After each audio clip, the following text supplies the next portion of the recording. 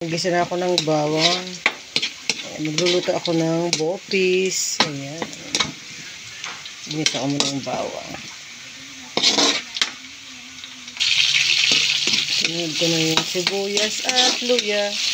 Ayan. Kasi siyempre dapat medyo maraming luya sa bopis para makunin lang siya. Pero hinugasan ko naman siya sa asin. Linamas ko siya sa asin para hindi masyadong marami sa tapos. Saka ko siya hinugasan ng mabuti. Ayan. Ayan. Ito. Gigugisa ko to.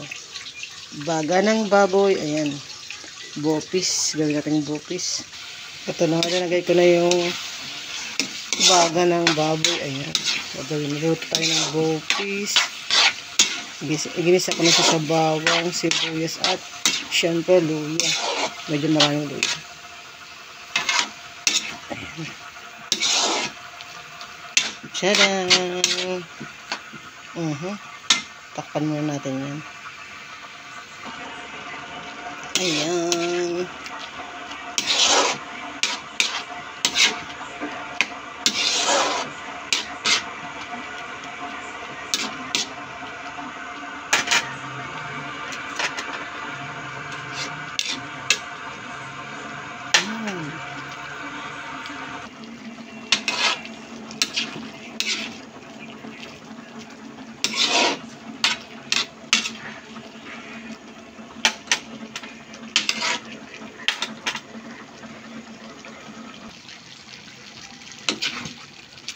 Sarap. Bopis.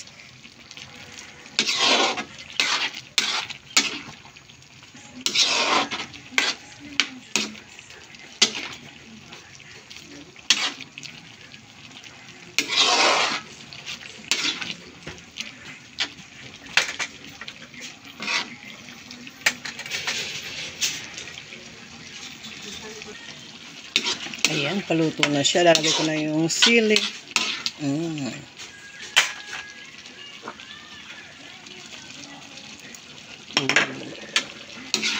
Bopis. Ayan, may bopis. Na walang sili. Charot. Ayan.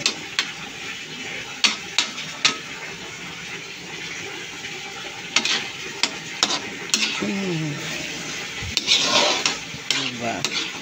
Siram sana.